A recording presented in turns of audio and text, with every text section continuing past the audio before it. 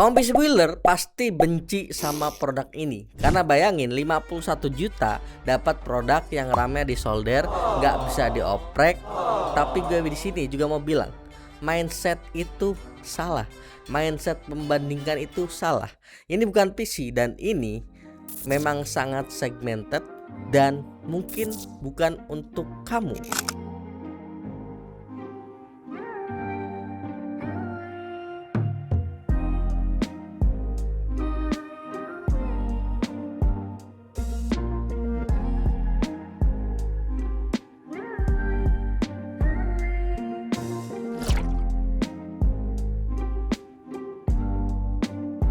Oke, welcome back to my channel. Gue serius soal intro tadi ya. Sebagai reviewer, membandingkan ini Lenovo Yoga AIO 32i LL10 sama PC rakitan adalah perbandingan yang nggak apple to apple.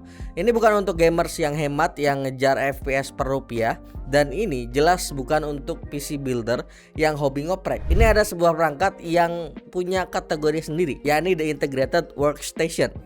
Di video ini kita akan bedah value apa yang sebenarnya kalian bayar dari sebuah AIO premium seharga 51 juta. Dan di sini gue akan nunjukin pengalaman gue saat pakai produk ini untuk workflow kreatif selama beberapa minggu kemarin. Value pertama dan yang terbesar yang kalian dapetin adalah sebuah experience setup yang bersih. Saat gua taruh ini di meja, pengalamannya beda. Nggak ada kabel monitor, nggak ada tower PC, nggak ada kabel speaker, yang ada cuma satu kabel ke base-nya sendiri dan udah. Desainnya tuh aluminium, feel-nya premium, dan hinge metalnya bisa detail sampai 20 derajat. Ini bukan cuma PC, ini furniture premium. Dan ngomongin base-nya, ini bukan cuma dudukannya, ini juga bisa digunain sebagai wireless charger untuk handphone maupun perangkat lainnya. Jadi meja lu beneran bersih, nggak perlu kabel charger HP, tinggal taruh HP lu di sini pas kerja. Ini bisa dibilang value experience yang terbilang mahal dan eksklusif di beberapa perangkat doang ya. Dan selanjutnya kita ke menu utamanya. Layarnya yang punya dimensi 31,5 inch 4K UHD 3840x2160 pixel. Tapi ini bukan cuma 4K biasa, speknya udah pro grade. Dia 97% SDC IP3, up to 495 nits brightness-nya, dan udah support display HDR 600. Dan banyak banget di DM gitu kan, orang-orang yang nanya soal layar, bang bedanya apa sama 100% sRGB? Kan udah 100% udah bagus gitu kan.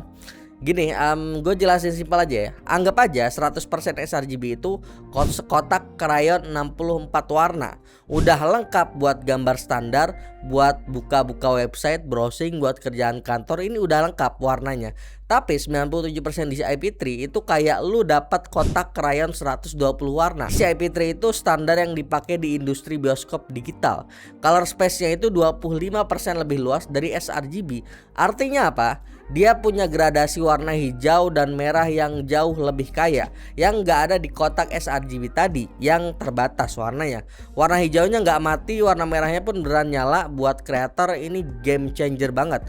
Kalian bisa lihat dan ngedit warna yang sebenarnya ditangkap di kamera modern zaman sekarang. Selain itu ya, efek lainnya lu bisa grading konten HDR dengan warna yang akurat gitu kan. Dan pengalaman gue color grading video 4K di sini puas banget, warnanya akurat dan detail. Terus denger ini.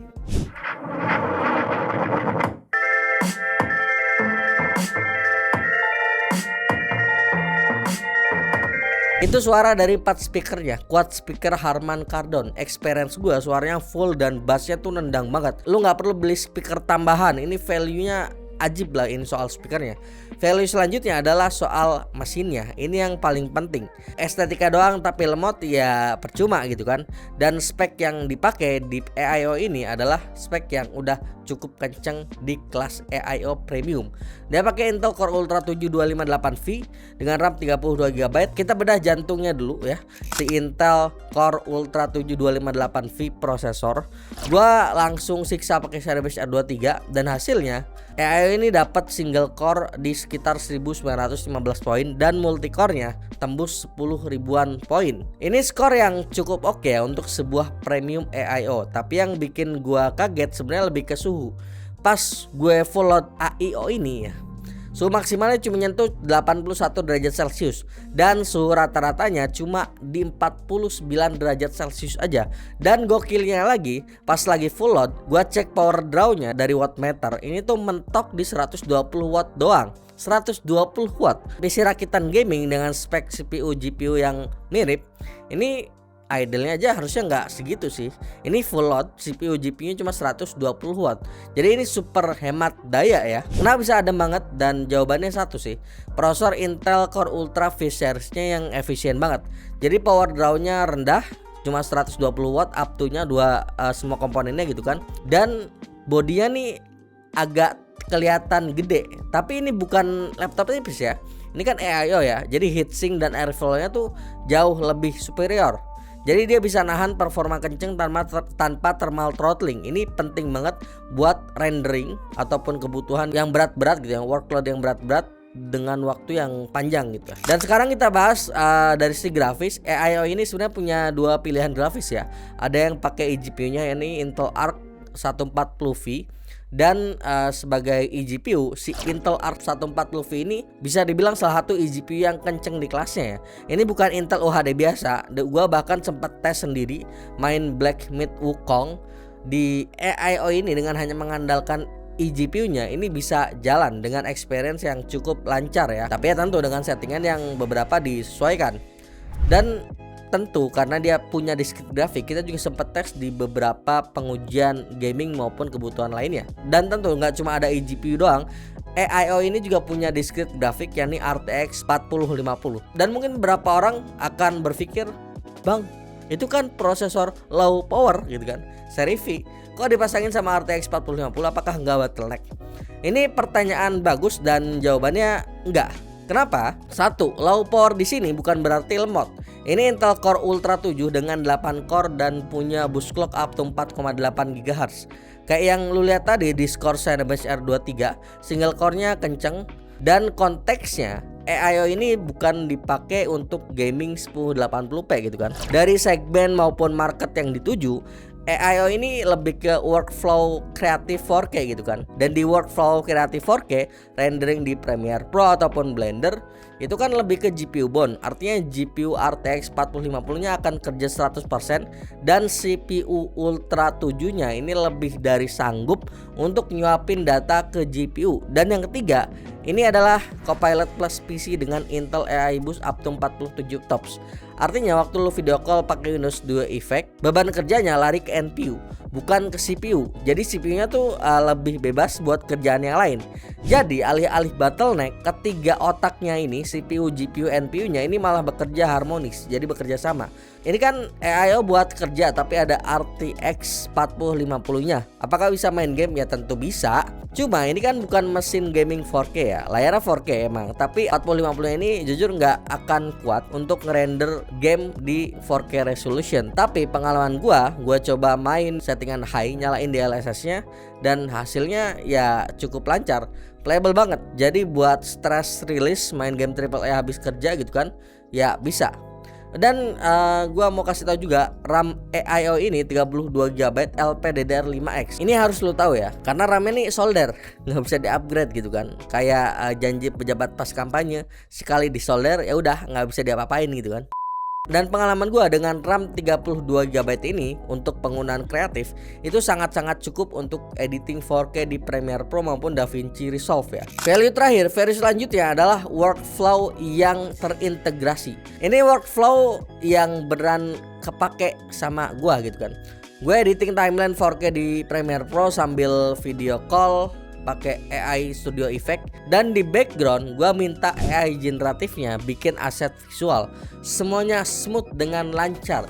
GPU, CPU, NPU-nya bekerja beneran harmonis, jadi aman gitu.